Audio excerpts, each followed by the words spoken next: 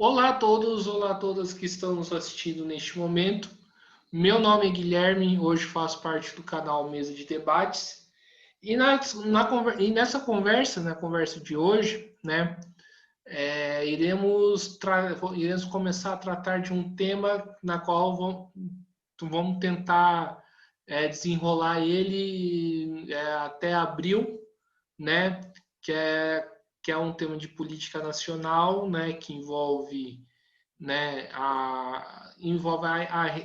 digamos assim, entre aspas, né, a reentrada do Lula no cenário político, né? E, né, e para começar a falar sobre esse tema, né, eu resolvi começar a tentar discutir um pouco, né, o que é a Lava Jato e também, né, eu discuti um pouco, também discuti o papel do judiciário também. E para isso, convidei aqui o professor Ari para poder falar as impressões dele, o que ele acha, as opiniões dele sobre o tema. Professor, antes da gente começar, por favor, se apresente. Eu sou professor de filosofia do direito da USP e também sou advogado. Bom, a comunidade europeia, na década de 90, disse que se o Brasil não assinasse leis anticorrupções, iria sofrer sanções internacionais. Então, nessa fase do capitalismo tardio, houve uma mudança, porque antes as multinacionais elas lançavam no imposto de renda o dinheiro que elas gastavam em corrupção. Aí houve uma mudança, mas não foge da lógica do capitalismo, que passou a ser considerado crime na União Europeia e aqui o Brasil foi forçado. Então a gente vê que é uma legislação importada, todos nós somos contra a corrupção, mas é um pouco, a gente tem que ver a lógica econômica disso daí. E não só a lógica econômica, como o Código Penal é para ser aplicado, todo mundo é submetido ao Código Penal, a lei é igual para todos. Mas quando foi criada uma força-tarefa em Curitiba, não foi só a questão da aplicação da legislação econômica de corrupção, foi a politização do direito processual penal. Então, a gente assistiu coisas bizarras do ponto de vista jurídico, do ponto de vista puramente jurídico e processual, mas, como professor de filosofia do direito, a gente percebe que isso tem a ver com uma política, uma filosofia política reacionária de querer selecionar alguns targets, né, para serem punidos e não outros. Então a gente vê que partidos de direita foram poucos incomodados com a República de Curitiba. Agora, outros partidos foram alvos privilegiados. Sim. Professor, você fez uma fala que acho que começou muito bem, né, dessa questão dessa filosofia política, né? Ainda no campo filosófico, entrando também, né, no meado assim, do campo constitucional, a gente, a gente sabe que a Constituição, né, digamos assim, é uma carta máxima do país, da nação, né, que isso seria, né, é, que isso seria, digamos assim, um meio de limitar os poderes do executivo e tudo mais, né? E aí a gente também vê a lei, né, ao mesmo tempo, né, como regra a ser seguida e tudo. E, enfim, a pergunta que eu faço a gente, como você muito bem falou, né, o judiciário, né, tá, digamos assim, tá tendo um protagonismo, não sei se esse é o termo certo, né, dentro da política, né, e tendo, inclusive, no caso da Lava Jato, né, um papel bastante arbitrário, né. Eu queria, a pergunta que eu faço é como que no campo da filosofia política, o que se aprofundasse, explicaria, né, isso, essas concepções tradicionais do Estado moderno, né, no termo marxista do Estado burguês, ela está mudando? Não, a filosofia política dialética de Hegel e Marx continuam válidas no fim da história do capitalismo. O que muda é o seguinte: desde 88 nós temos uma Constituição cuja norma básica ela é social-democrata.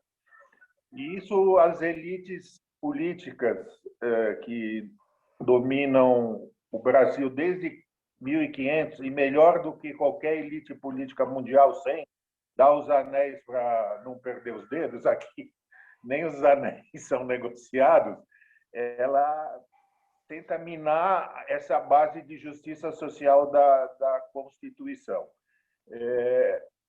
Agora eu vou falar uma coisa que é contra um pouco o sentimento, vamos dizer, popular. O ativismo judicial não é uma doença, é uma característica do direito.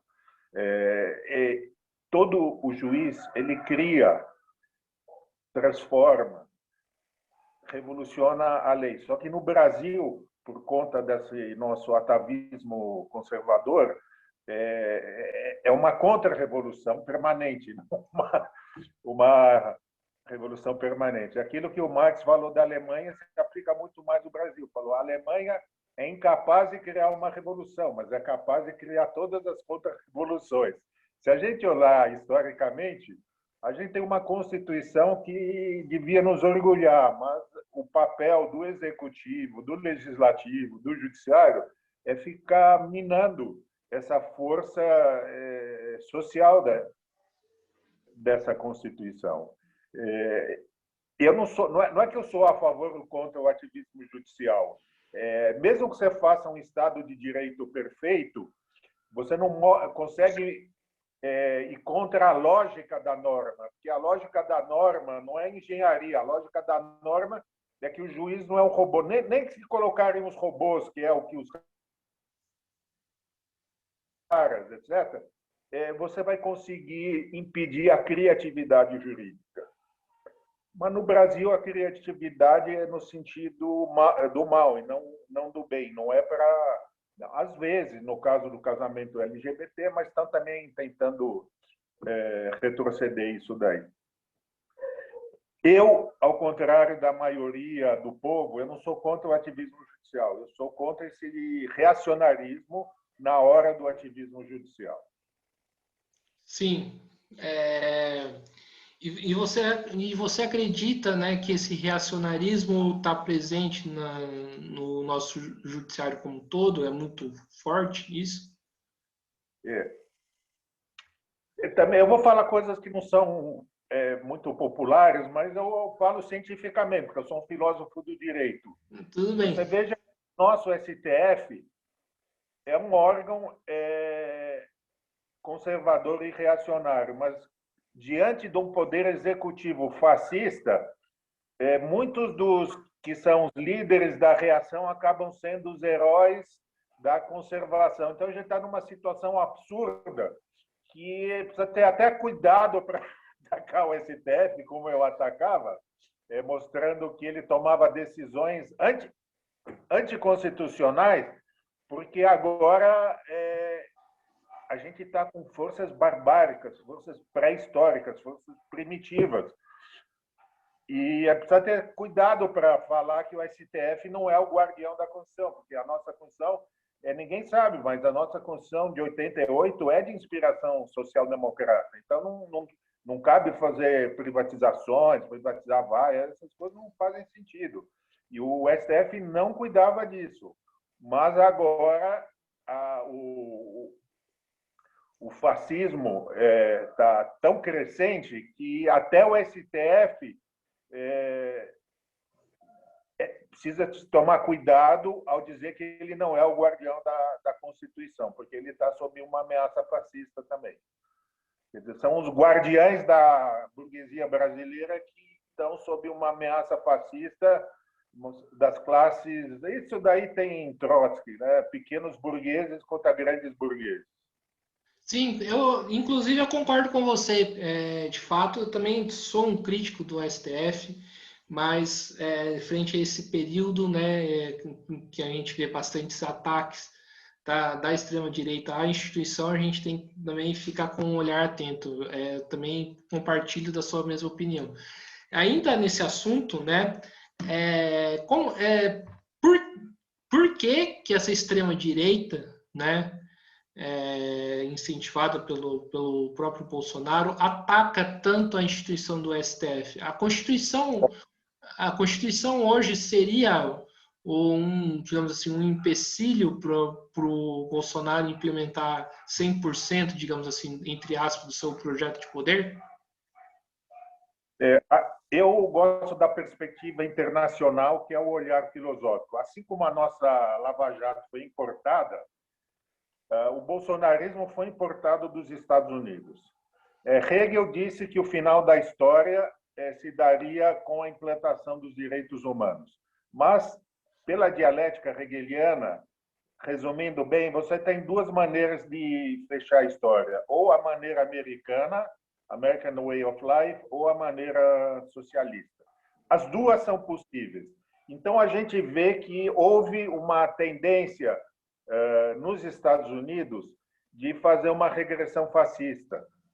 E o bolsonarismo não foi original, porque essa regressão fascista foi copiada lá, inclusive a parte teológica, a teologia política do bolsonarismo é idêntica à da Bible Belt dos Estados Unidos. O que tem de original aqui eu não saberia dizer, mas o fenômeno é que o perigo fascista, de alguma maneira, impõe um fim da história que é o pior possível, porque havia a possibilidade de ter um fim da história social-democrata, digamos assim. Como Hegel falou, em 1805, Napoleão trouxe direitos humanos para a Europa e quebrou os muros do feudalismo. Mas a reação foi brutal. A reação feudal foi brutal. O que é a reação feudal? É a aristocracia, as armadas. Então, o que a gente vê nos Estados Unidos foi copiado no Brasil, só que lá é curioso, porque a Constituição deles não é social-democrata, a Constituição deles é conservadora. E aí não dava para fazer como nos Estados Unidos, fazer uma interpretação originalista. O que você faz nos Estados Unidos? Lá falava que podia andar de armas, está escrito. Só que aqui tudo que os fascistas querem não está escrito na Constituição. Não adianta usar a hermenêutica que usaram nos Estados Unidos, que é a hermenêutica de fazer uma interpretação literal da Constituição. Tem que realmente usar aquilo que La Salle falou. O que é a Constituição? É o conjunto de canhões na frente do prédio do STF. É isso que La Salle falou, é a força bruta. Então, os nossos fascistas, eles copiaram o modelo econômico, que é uma mistura de liberalismo econômico com reacionarismo religioso nos costumes, mas a hermenêutica não serve, porque se eles quiserem fazer uma interpretação originalista das constituições, eles nem poderiam estar governando. Sim, e ainda continuando esse assunto, né, muito se discute, né, a ação, né, do STF a alguns setores da extrema-direita, né?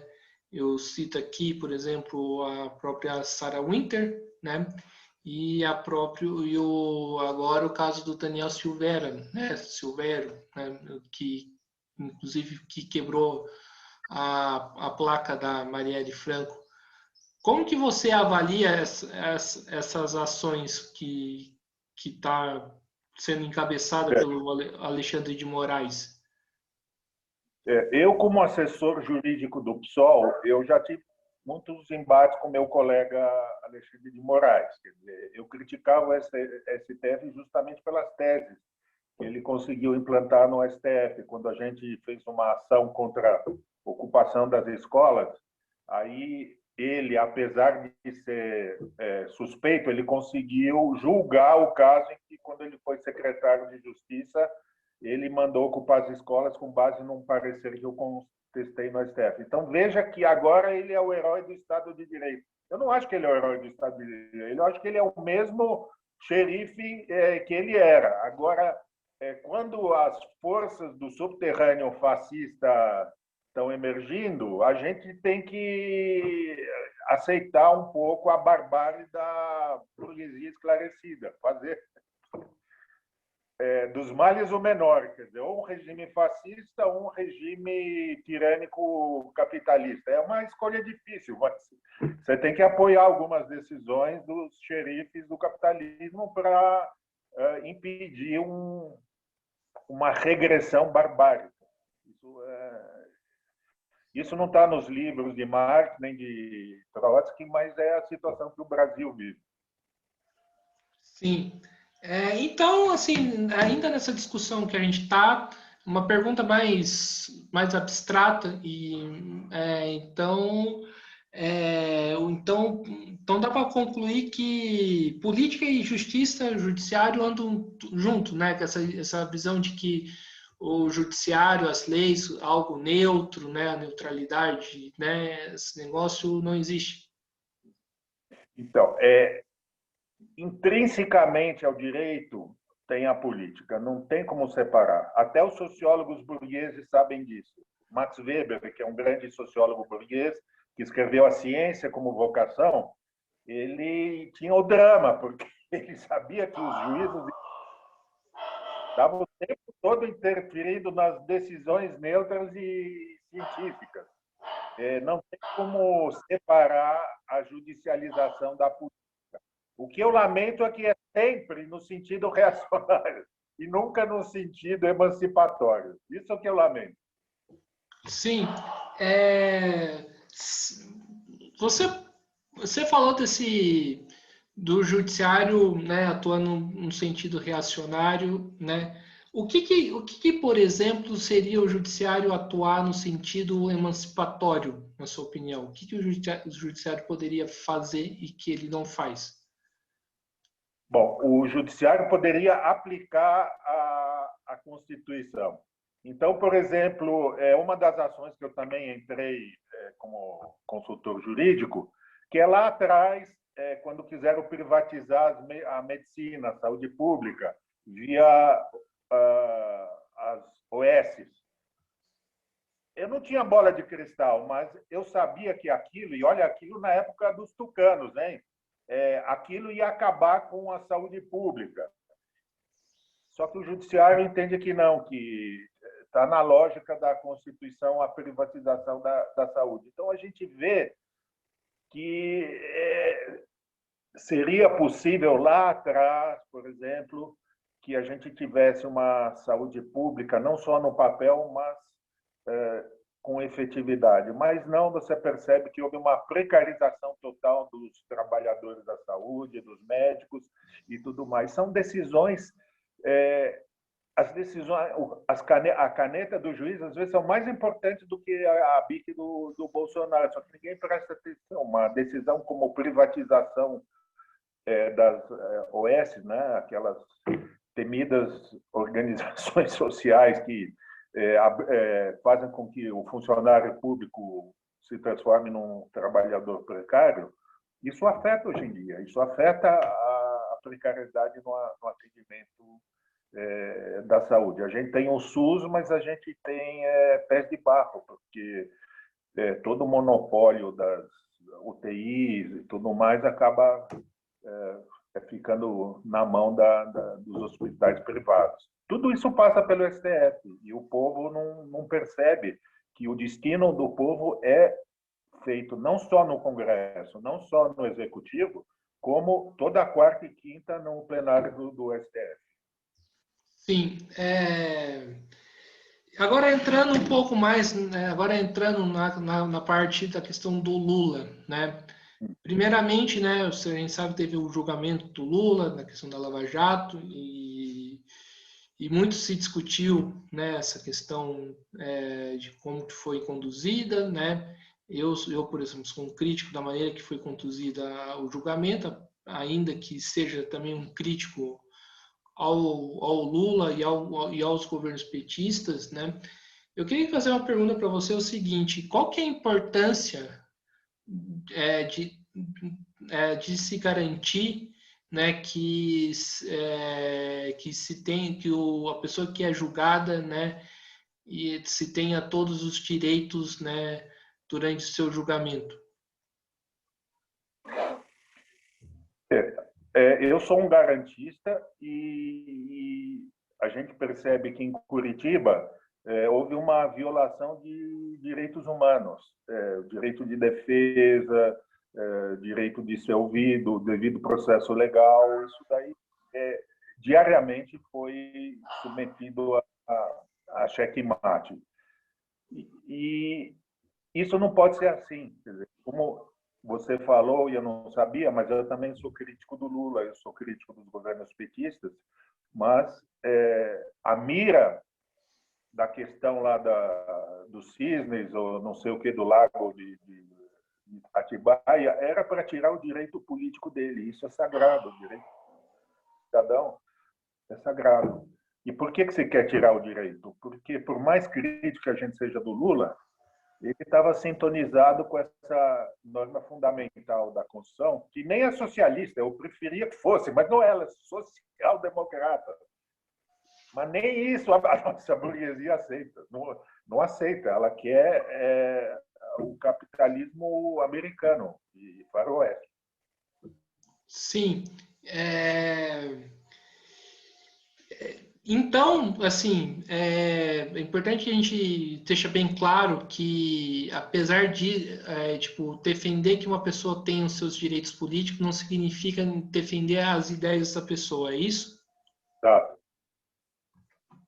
Que é o meu caso. E, aparentemente, você falou que a gente não endeusa tudo que foi feito pelo governo petista, muito pelo contrário. Aliás, essa ação das ONS foi começada pelo Lula. E quando o Lula entrou no poder, ele abandonou a ação, porque ele já não poderia ser contra a privatização de determinados setores da saúde. Então, a gente vê o paradoxo, né, de um governo que a Constituição fala que é social-democrata e ele quer uma saúde mercantilista. Tá? Sim. Isso ele também, e muitas coisas no MEC também. A fase de ouro das universidades privadas foi no governo do companheiro Haddad. Sim. Então, esse termo que a gente escuta muito, a ditadura do judiciário, isso, a condenação do Lula, né, pode abrir uma brecha para que, por digamos assim, entre aspas, uma ditadura do judiciário. O que significa esse termo? Como eu falei, eu não vejo isso como uma excrescência ou uma doença. Eu vejo como algo inevitável para quem estuda o direito. E não filosoficamente. Percebe que as normas não são como os axiomas matemáticos. Então, elas estão sujeitas à criatividade, à interpretação, à hermenêutica e tudo mais. O juiz ele pode ir contra a lei. Então, é uma coisa chocante, mas ele pode fazer uma sentença contrária ao legislador. Isso não é uma ditadura, isso daí é uma característica da linguagem humana. O jurista usa a linguagem humana, e a linguagem humana ela é inexoravelmente ambígua e vaga. Graças a Deus que é assim, senão haveria uma ditadura do legislativo. E não existe, porque fora no Brasil, os juízes avançam com o direito. Né? Avançam. Aqui é difícil. A gente não dá conta, mas as elites brasileiras são silenciosas, elas não fazem barulho. Elas sabem fazer tudo assim, no silêncio, dando educação jurídica apropriada. Os setores legislam, que executam e que julgam, sem guerra civil. Não é América Latina bolivariana. Aqui é uma paz, só que é uma paz meio de cemitério, né? Porque só uma minoria que realmente consegue se sair bem de todas essas esses entraves. Professor, voltando ainda nessa questão, né, da extrema-direita, né, é, seria, por exemplo, né, o caminho para essa extrema-direita, né, pedir uma nova Constituição? E por que ela não pede uma nova Constituição que seja tipo a cara dela?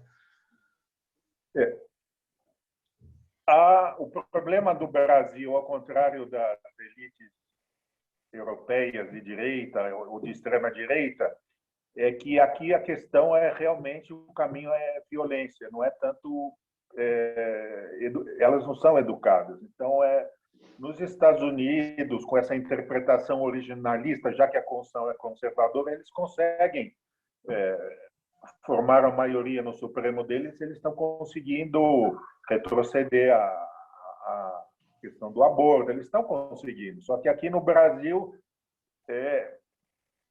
aqui a esquerda não tem educação jurídica, mas a direita não tem educação jurídica. O negócio aqui é a educação do tiro ao alvo mesmo, né? Eu gosto muito de dar aula para alunos conservadores, porque eu gostaria que eles leem Wögling, leem Kirk, mas o Brasil tem um problema educacional sério. Eu brigo com os meus alunos marxistas que não leem Marx e brigo com os conservadores que também não estudam. Aqui é uma alegria até na pandemia, desculpa por dizer. Sim. A nossa parte educacional é falha. Eu vou contar agora, né, fugindo totalmente do assunto, eu tive a oportunidade, né, de fazer um ano, né, basicamente do curso de Direito, e se percebe-se muito, né, presença, pelo menos na faculdade que eu fazia, uma presença bastante forte, né, de um setor conservador que, rapaz do céu, os caras de fato não lê nem o que os caras acreditam. Né? Não, é muito ruim mesmo, muito primário. E ao contrário de alguns conservadores europeus, você tem até benefício. Eu não vou citar porque de repente é como aquela história, aquele meme. Não vê o Lula, filho, aí vê o Lula e vê. Se eu citar esses conservadores que escrevem bem, é capaz que o pessoal, porque tem conservadores que escrevem bem, mas no Brasil ninguém conhece. Então o nível educacional é muito baixo aqui, né? Sim, e essa educação, né, que dos alunos que a gente está falando que desde a universidade, isso atrapalha um pouco na formação de juízes, advogados e faz com que esses setores atuam, digamos assim, entre aspas, mais para o lado do mal do que do lado do bem, mais do lado da reação do que do lado da emancipação. Então, exemplo que nos faz falta, um jurista conservador do STF que nos faz falta. Não me veio aquele que tinha dor na coluna. Bom, enfim, ele foi nos Estados Unidos estudar o quê? Os federalistas, os Faudin-Fatas, então a ciência política. O problema, tanto da formação jurídica dos alunos de esquerda como de direita, é que eles acham que essas nossas matérias, filosofia do direito, ciência política, é tudo perfumaria jurídica. Mas na época áurea do STF, você ligava a TV Justiça, eles estavam discutindo qual que é a natureza da República, qual que é a natureza do parlamento. São discussões políticas. É isso que falta, tanto para a direita como a esquerda. Você não vê um projeto pedagógico nem para a direita como a esquerda. Sim, uma coisa que você falou, inclusive você citou, né, um autor, o Trotsky, né, que me chama muita atenção. Você falou do caráter violento, né, da nossa burguesia, do caráter violento da nossa extrema direita. Esse caráter violento dessa nossa burguesia da extrema direita faz parte da nossa formação? Eu acho que faz parte da não formação, tá? Eu acabei de escrever um artigo contra o nazismo de Heidegger, falando que ele é contra o humanismo bíblico. usando a Bíblia. Veja que a Bíblia está na mão da extrema-direita hoje em dia, eles arrancaram. Agora, falar em humanismo bíblico não faz sentido para a maioria, que eu respeito do povo brasileiro de extrema-direita, que é extremamente religioso. Porque eles leem uma Bíblia onde lá só tem a invasão do Josué, essas coisas. Mas a parte de amar o próximo não tem. Então, eu vejo um problema cultural no Brasil. Tá? É grave, porque isso gera esse instinto de violência nosso, que é até a religião, que deveria ser uma religião de amor, acaba sendo uma religião de ódio. Você vê os piores discursos de ódio, hate speech, são pessoas imbuídas de uma fé bíblica. Se você ler meu artigo contra Heidegger, é impossível isso. Porque Deus criou o homem universal, não criou homem melhor que a mulher. Então você vê um monte de antifeminismo que é incompatível, mas infelizmente, desde os romanos, o povo religioso ganhou o império, não é porque tinha exército forte, porque era um povo religioso. O povo brasileiro também é um povo religioso, mas agora ele foi guiado por uma interpretação de extrema-direita da religião. Isso é violenta, gera violência, gera intolerância, homofobia, perseguição aos cultos, aos afros e tudo mais. Professor, já faz alguns anos eu li um artigo de um site, né, que inclusive eu fazia parte, que falava que fazia uma investigação falando que a Lava Jato dava serviço dos interesses, digamos assim, do imperialismo para poder, né, que estava de olho na Petrobras, né, para poder privatizar a Petrobras. Essa visão é correta, na sua opinião? Eu sou extremamente radical em tudo, na política, na religião, em tudo. Eu sou sempre do lado fundamentalista. Mas o PCO, eu converso com os alunos do PCO. Não, PCO. Né, desculpa, só corrigindo. Eu nunca fiz parte do PCO e ainda bem que Não, mas essas coisas que eu leio na imprensa, você pega a matriz certa que existe uma infraestrutura econômica no direito, que o direito é explicado pela luta de classe, mas você banaliza e simplifica. Eu acho que, você viu, eu falei que o imperialismo europeu forçou as leis anticorrupção, mas é dentro de uma lógica complexa, que não é só o fator econômico, tem o fator político, o fator religioso e tudo mais. Você tem que fazer uma análise weberiana, digamos assim, ver os vários fatores. Mas eu não descarto, eu acho um pouco simplista essa análise, porque não leva em conta outros fatores, mas eu acho que existe também. Então qual seriam esses outros fatores também que você coloca? Eu falei da religião, você vai dar uma olhada, o pessoal,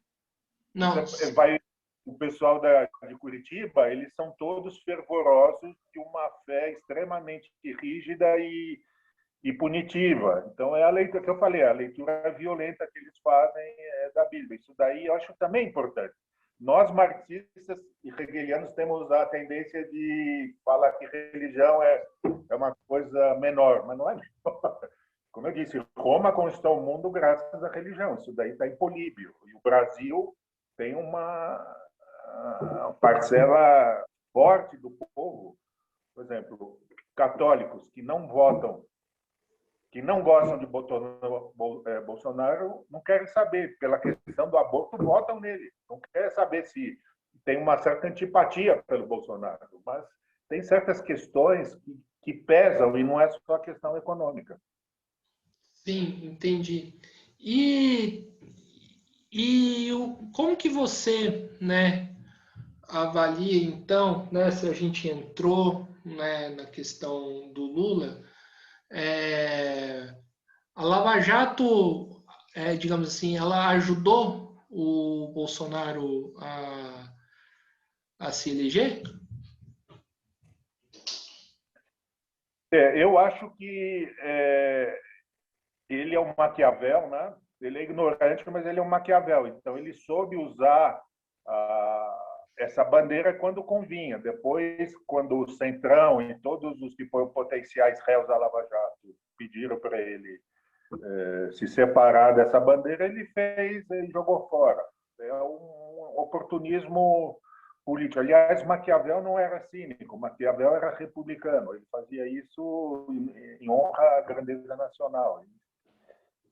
É chocante que o nosso líder, que é tão nacionalista, né, você vê os símbolos dele são a estátua americana. Então, não são verdadeiros nacionalistas. Outra coisa que a esquerda também precisava repensar é ser crítico ao nacionalismo. Não, o nacionalismo, bandeira, é uma coisa linda, mas o uso reacionário disso é que tem que ser repensado. Então, todas as coisas de valor foram tomadas pela direita. Bandeira, o exército, tá? E outras coisas.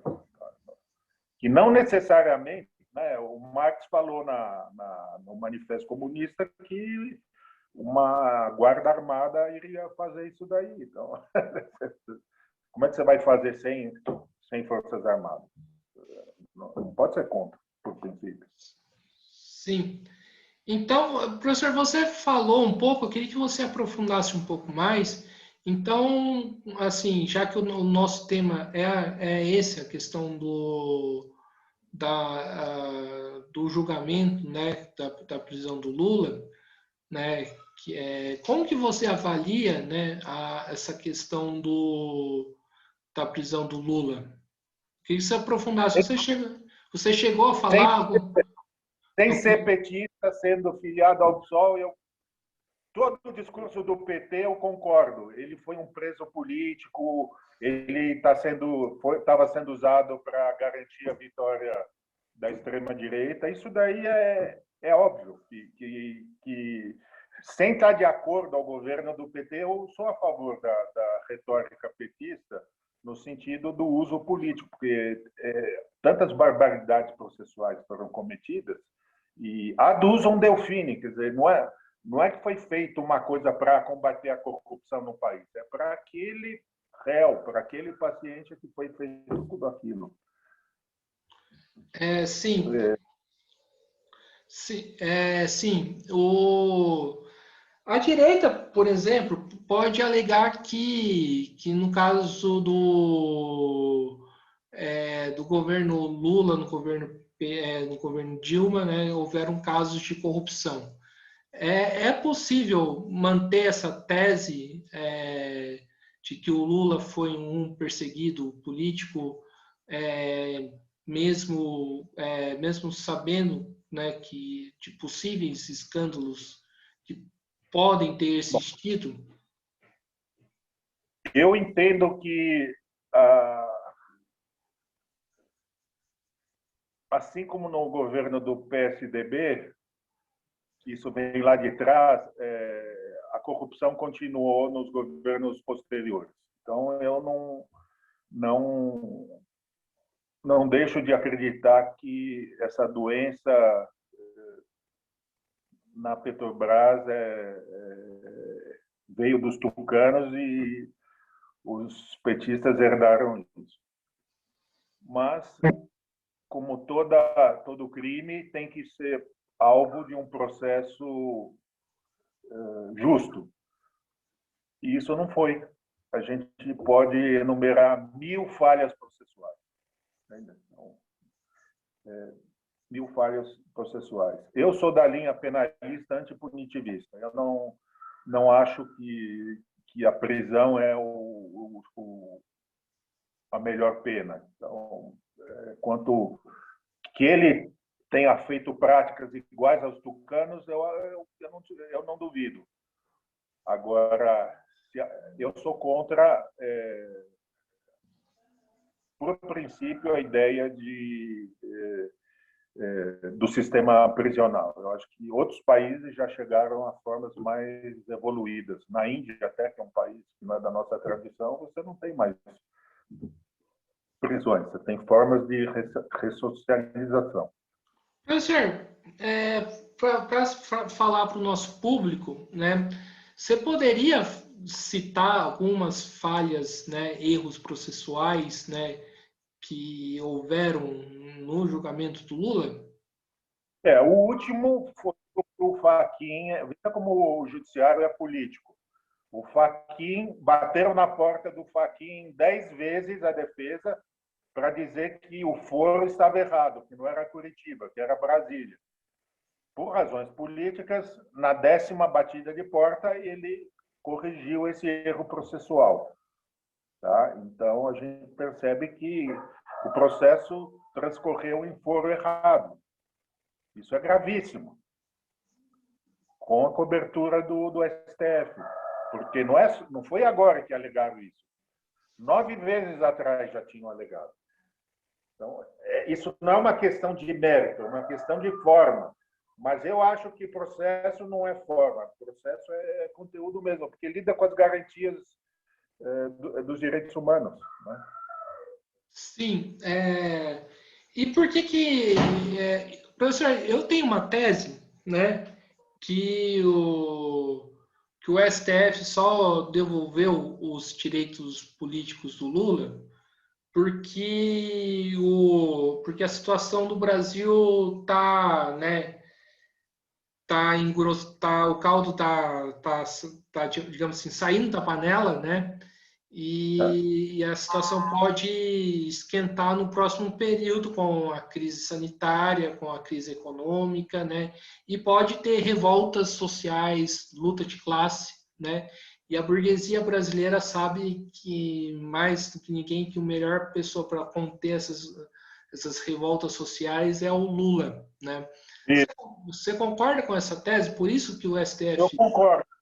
Quem votou 17 não votou por erro, estava em sã consciência desse projeto político. Aí eu não vou entrar na discussão da tipificação criminal, mas recentemente eu li um artigo sobre a psicopatia do nosso presidente. Então, a burguesia sabia que ele tinha esse lado econômico nefasto, com a qual ela apoiava, né? De ser extremamente nefasto para o povo. Mas outros países têm negacionistas, só que a psicopatia dele é tão forte que acaba comprometendo a saúde da população. Não é simplesmente por omissão, é por ação mesmo. Não, sim, mas. Entendo, aí eu só falo coisas impopulares, eu não vou ter nenhum like, não sei como funciona esse problema de você. O meu parecer é que o crime de genocídio não se aplica a ele, mas eu vi colegas bem conservadores meus na faculdade, de direita, PSDB, falando que sim, se aplica, dando uma interpretação criativa, porque o desespero da burguesia realmente está muito grande, né? Então, está na hora de substituir o Bolsonaro. E o Lula é conveniente, porque o Lula ele é muito ligado, a retórica é populista, mas objetivamente ele é muito ligado ao pessoal do agrobusiness, isso objetivamente, sem citar nomes, aos ruralistas e aos bancos. Ele só não é ligado à única parte da burguesia que eu acho bonita, que é a burguesia industrial, que eles acabaram com a burguesia industrial. Na época do Lula e dos tucanos, eles acabaram com a indústria brasileira, os dois. Eu não sei por que esse ódio à indústria, sinceramente. A gente percebe que Marx admirava as estradas de ferro. O Marx tinha admiração pela burguesia industrial. As estradas de ferro, tudo isso com a burguesia industrial. Mas os tucanos só gostam de banqueiros e ruralistas, não gostam de chão de fábrica. Sinceramente, eu não entendo esse ódio à burguesia. Eles conspiraram contra a indústria brasileira. Desindustrializaram o Brasil.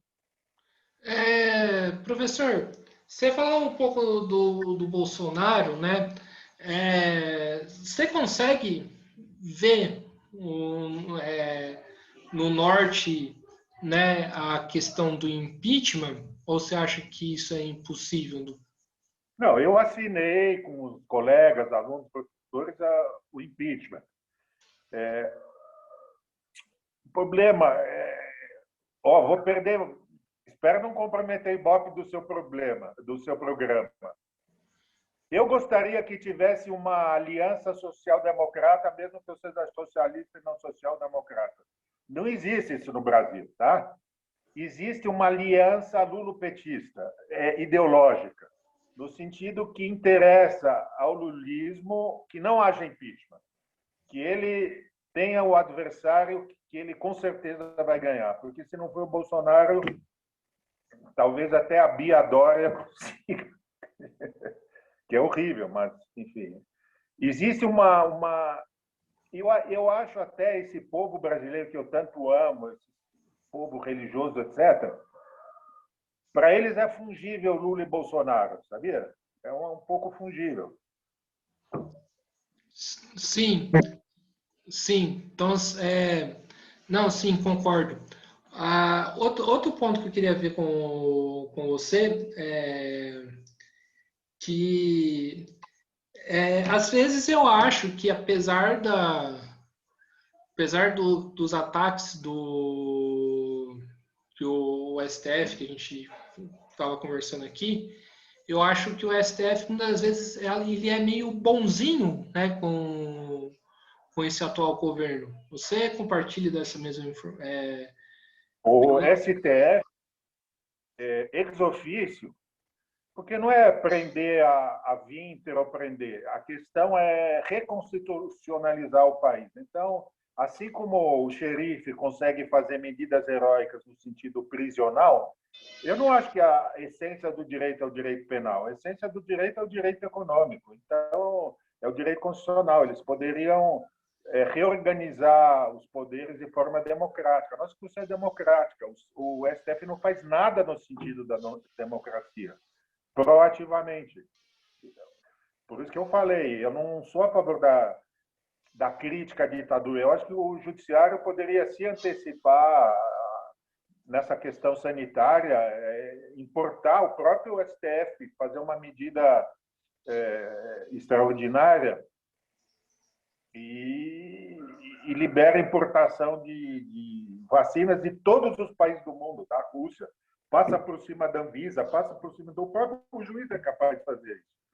Quando é reacionário, eles fazem. Eu vou falar um caso que eu defendi, minorias religiosas, e que foram vítimas da, aspas, ditadura do judiciário. Os adventistas não podem fazer o Enem no sábado. Eu consegui isso ganhar em São Paulo, porque a Constituição garante liberdade religiosa. Quando chegou no STF, eles descobriram uma medida extraordinária de abalo do orçamento, como se fosse uma coisa, uma classe especial para os adventistas iria... Eles têm os instrumentos. Quando eles querem, eles têm, só que eles não querem. Eles não querem fazer algo realmente democrático, realmente social, isso eles não querem. Agora, pôr na cadeia algumas personagens folclóricas que não põem em perigo o país. A verdade é essa, não põem em perigo o país. Tem pessoas que põem em perigo o país. Ministros da saúde põem em perigo o país, outras pessoas. Sim. Então, você falou... Então, pode-se concluir nessa parte que seria uma saída à esquerda, né, e os movimentos sociais, né, os movimentos sindicais, se organizarem, né, e lutarem por uma nova Constituição que aprofunde, né, o que tem de bom na Constituição de 88 e digamos assim, e supere as contradições dessa mesma Constituição? Eu não acho a Constituição de 88 ruim para o fim da história não americano. Eu acho ele bom. O que falta, isso eu vejo nos estudantes, falta a gente ter os instrumentos de fazer garantir a eficácia dessa Constituição. Então, várias questões deixam de ir para o STF quando poderiam muito bem ser objeto de uma legislação. É isso que o STF faz, uma legislação preventiva contra o reacionarismo do Congresso.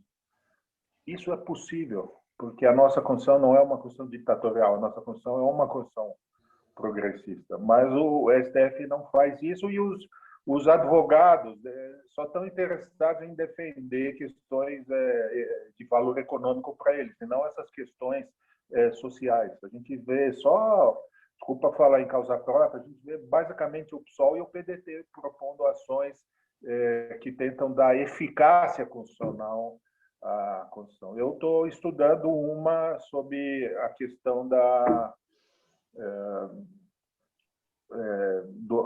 desse medicamento preventivo. Quer dizer, isso daí o judiciário pode barrar. Isso daí.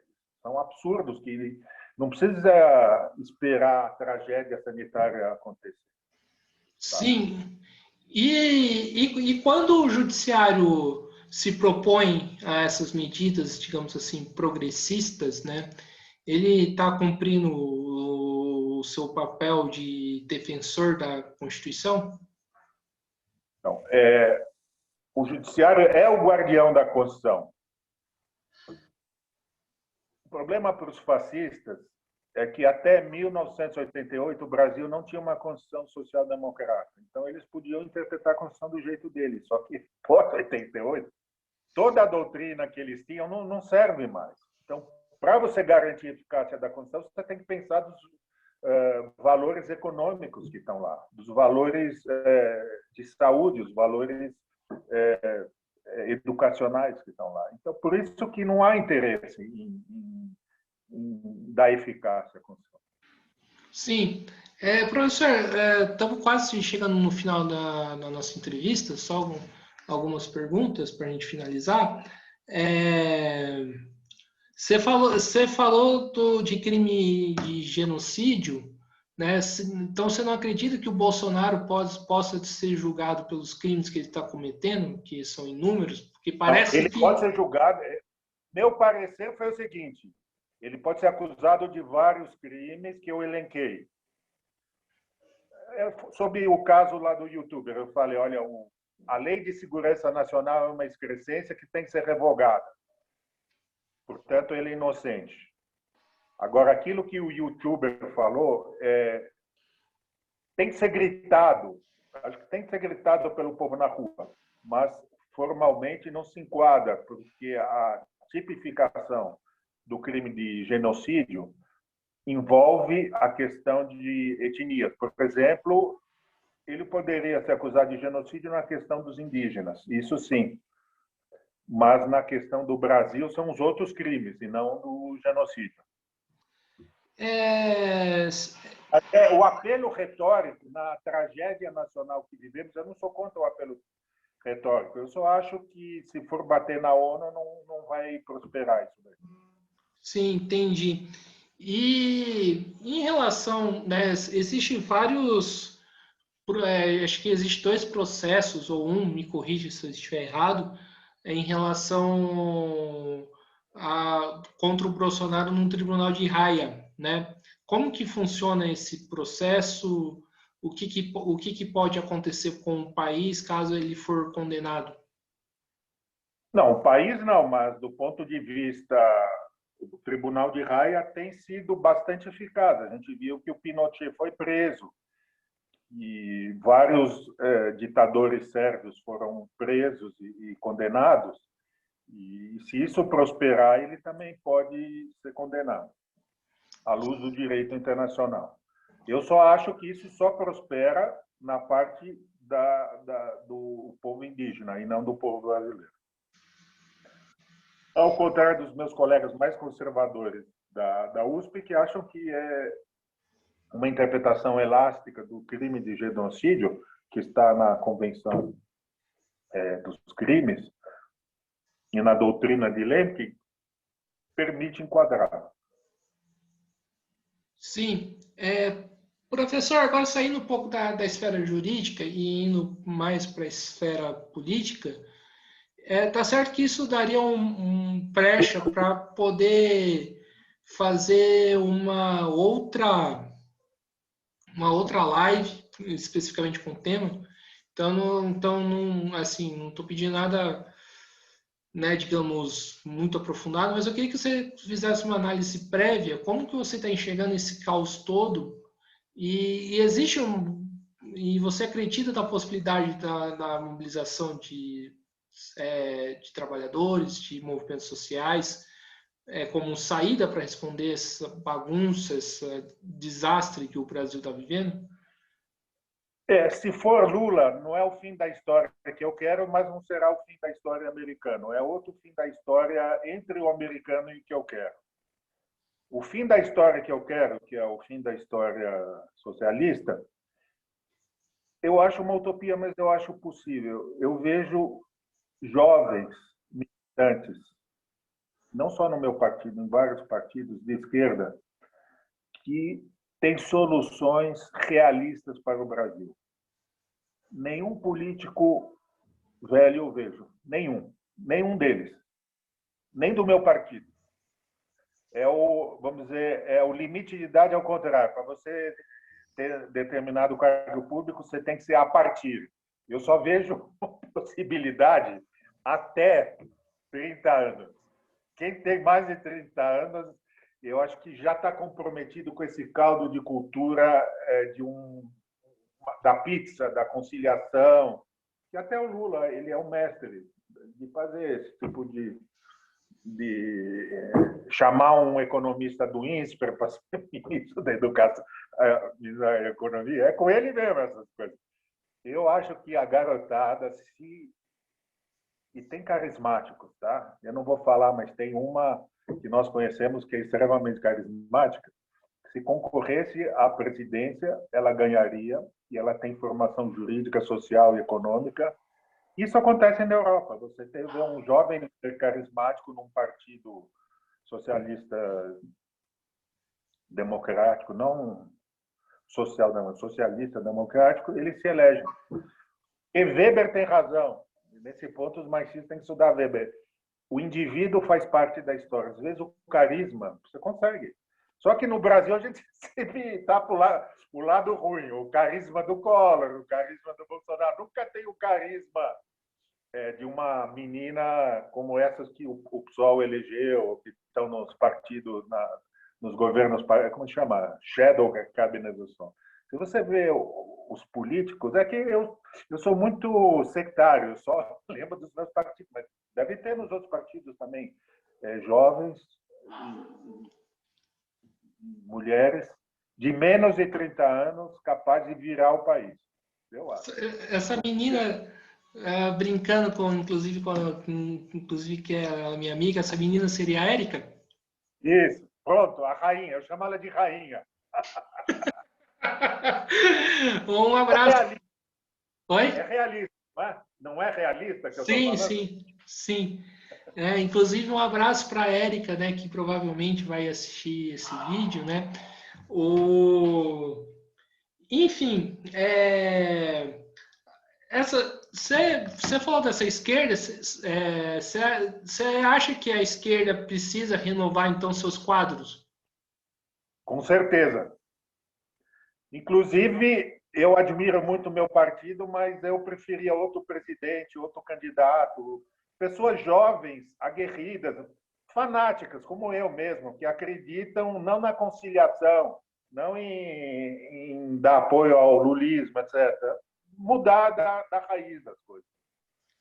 E, professor, agora um ponto mais polêmico, você que é do PSOL, o que está acontecendo com o PSOL? Porque quando eu comecei a ter vida política consciente, mesmo quando entrei na faculdade, normalmente a gente tinha, né, o PSOL, o PSTU, né, o PCB e outras organizações menores como, né, partidos da oposição de esquerda ao petismo, né, como era chamado. E hoje a gente vê um alinhamento, né, do PSOL muitas das vezes com o próprio PT. O que está acontecendo com o PSOL?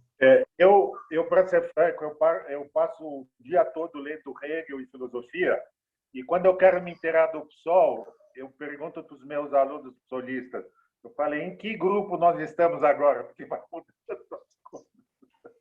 Eu não conheço a política interna do PSOL. Eu lamento essa guinada aí de acomodação. Eu sou a favor das rainhas, Luciana Genro e essa que você citou. Eu acho que pessoas que não são muito, pessoas que não se reconciliam com a nossa tradição autoritária. Eu acho que a gente não tem que fazer agrado para ninguém, tá? Então, eu não sou especialista em marketing político, mas eu vejo o meu líder do lado do líder de outro partido, eu não vejo que isso soma, isso daí nos enfraquece, sabe? Sim, e professor, para fechar agora de vez, agora voltando um pouco, né, a questão do Bolsonaro, essas aglomerações que o Bolsonaro vem fazendo durante a pandemia, durante a quarentena, elas podem ser consideradas como crime de saúde pública? Com certeza, e ninguém ainda entrou com essa ação. O que eu falei, existe uma omissão dos movimentos populares que, com certeza, ao contrário da maioria do povo que acha que ele é... Povo, digo, pessoas que estão discutindo acham que ele é genocida, eu acho que isso não vai prosperar no Tribunal Penal Internacional, mas uma ação dessa prospera. Sim. Esse enquadramento é técnico. Sim. Enfim, professor, estamos aqui no final de uma entrevista no Mesa de Debates. Primeiramente, quero agradecer por você ter aceitado o convite, foi uma discussão muito boa. Era para a gente ter tratado da questão do Lula, né, da Lava Jato e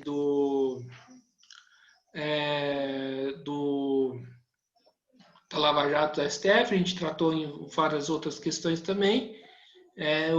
O que eu acho que enriquece a nossa conversa, né? Então, quero agradecer por você ter aceitado o convite e peço para você fazer as considerações finais.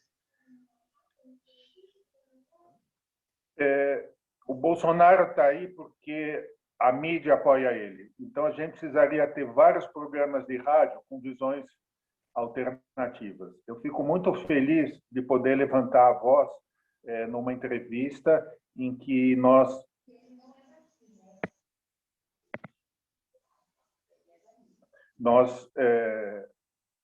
queremos fortalecer as frentes democráticas que nos restam. Sim. Então, mais uma vez agradecendo o professor, né, Ari, e também quero agradecer a você que estiver assistindo esse vídeo, né? Peço para que se inscreva no canal Mesa de Debates, né? Curta esse vídeo, curta outros vídeos que o canal produzir, né? Compartilhe nas redes sociais, siga a gente no Instagram, né? Para poder expandir o nosso projeto, para o projeto chegar em mais lugares do que o projeto tá chegando. Então, é isso, né? Mais uma vez, muito obrigado ao professor Ari, né? E está encerrada mais uma entrevista do Mesa de Debates. Até a próxima, pessoal. Fui.